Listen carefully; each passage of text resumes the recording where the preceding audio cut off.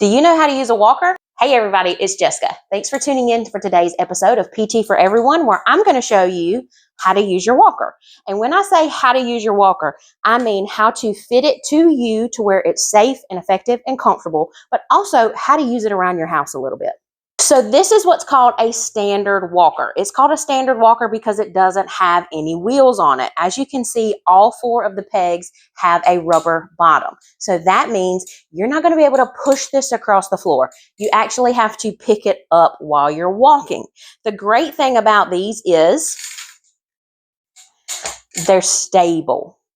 One thing that a lot of people don't like about a standard walker is it kind of slows them down a little bit because you can't push it. You actually have to lift it up with each step. So a lot of people don't like that. However, this is perfect for individuals who aren't fast walkers.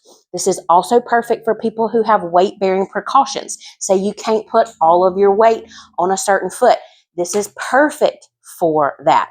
This is also sometimes good for patients who may have some cognitive deficits like Alzheimer's or dementia, things like that, because it's going to give them more support. They're not going to feel like it's going to run away from them or get away from them, and they feel a little bit more stable, so a lot of times they feel a little more comfortable.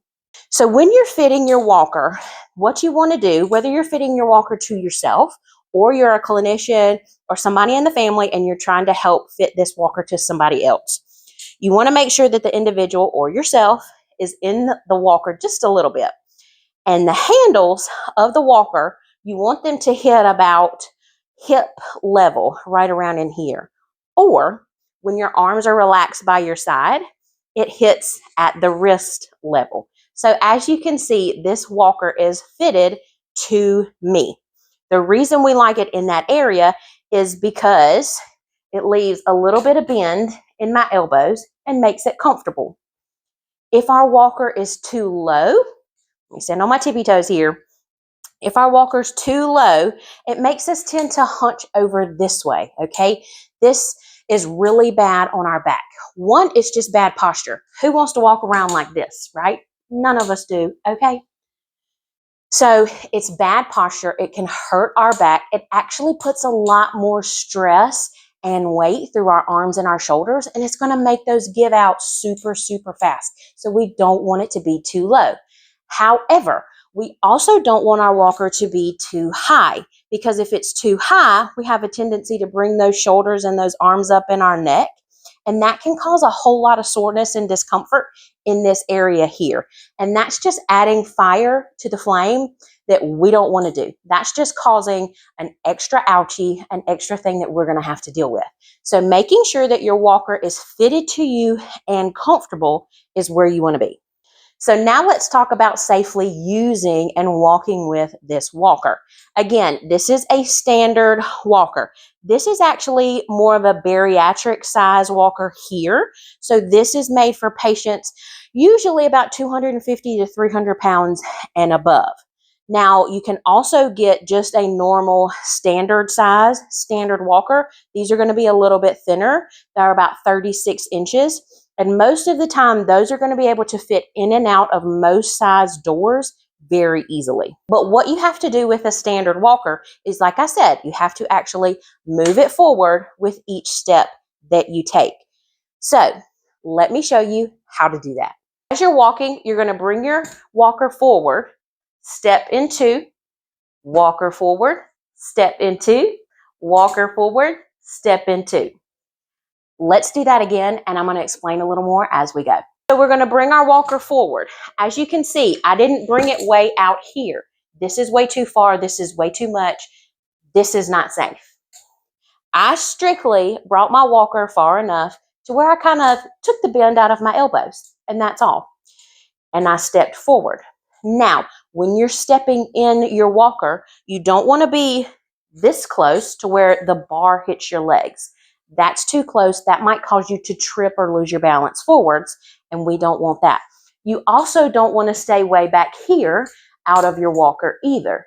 This is uncomfortable. This makes us put more stress and weight through our arms and our shoulders, and again, is completely unsafe.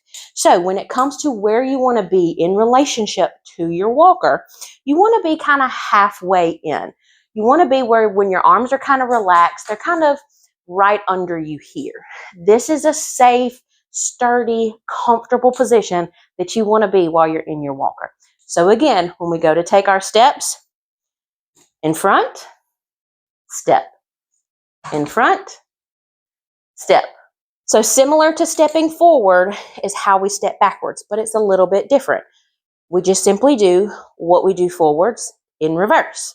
So I'm here, I bring my walker to me, then I step out of my walker. I bring my walker to me, and then I step a little bit out of my walker. Let me show you that again. Bring my walker to me, step a little bit out, bring my walker to me, step a little bit out, bring my walker to me, step a little bit out. As you can see, both ways are pretty simple, but they're definitely slowed, which again, for some of your patients or for some people might be a little bit stressful and a little bit annoying if they want to walk a whole lot faster. So if you have a patient or you have a family member who just walks around with their walker like this all the time, because they're tired of picking it up every step, then you probably want to look into getting them what we call a rolling walker, which has the wheels on the front 2 pegs. Now, I know a lot of people like the rollator walkers, and we'll get into that in another video, but you have to be careful with those because those can get away from you extremely, extremely quickly. They can be very unsafe for a large percent of people because you have to use the brakes. You have to keep them close to you. There's just a whole lot of things that go into those rollator walkers. So you have to be very careful with those. My top choice for stability and safety is always going to be just a run-of-the-mill standard walker. Right behind that is a rolling walker. Again, a rolling walker has the 2 wheels on the front. And you still get a lot of stability with a rolling walker. It just moves a little bit better and it moves a little bit faster. So for some patients, that may not be the safest. Those 2 are top tier for safety in my opinion. So let's really quick, I want to show you how you're going to get this thing through your door. Now I'll go ahead and tell you my doors in this house are actually a little bit wider than some of the standard ones. So this walker is actually going to go through there pretty quickly and pretty easily, but I still want to show you how to do that. So as you can see, I have a floor transition here, transitioning from my bedroom floor to the floor in this room here. It's right here in the doorway. Most of the time, you're going to have floor transitions throughout your house or somebody else's home. So making sure that you know how to safely get over those is crucial. You can also use this the same way getting over rugs, carpets, and things like that. So what you want to do is come up to that floor transition. Again, we're in the doorway. You're going to strictly put your walker through. See how I have my back 2 pegs still on this floor and my front 2 pegs are on that floor. I'm going to make the step through, bring my walker through, and continue my walk. Now, let's say you have to go in and out of a door that your walker won't go through going forwards. That can make things a little bit tricky. A lot of times this happens mainly with bathroom doors. I do not know why, but every single bathroom door is always smaller than the rest of the doors around the home. So this is my PSA to all of you who are building homes or people who are builders and contractors. Make those bathroom doors bigger. Just make them bigger, because if you can't safely get in and out of your bathroom, then what's the point? Now that my rant's over, let's get back to the real issue here, which is using your walker to get through a door that you can't go through front ways. So this makes things, again, like I said, a little bit trickier and a little bit harder, and you have to make sure that you're really safe doing this. So let me show you. When you get to a door and you say, uh-oh, my walker doesn't fit through, you can actually turn sideways. Now, again, this is a little bit trickier because you're actually making sideways steps here. But same way as when you're bringing your walker forward, you want to move your walker, take your steps. Move your walker, side step. Move your walker, side step. Move your walker, side step.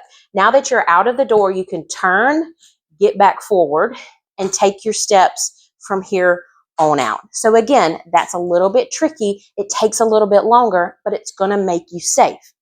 This is what I tell every single one of my patients and every person that I come in contact with. Take your time.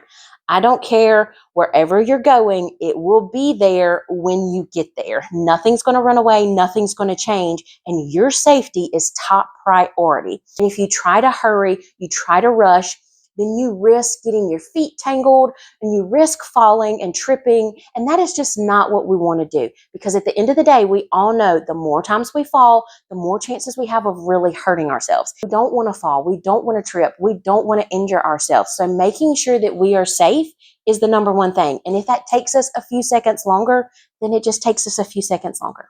So I hope you enjoyed today's video. If you did and maybe learned something a little bit too, hit that subscribe button and follow along, because I'm going to be making a whole lot more videos like this about a whole lot of other equipment and much, much more. Thanks for watching today's episode of PT for Everyone. I'll see you guys on the next one.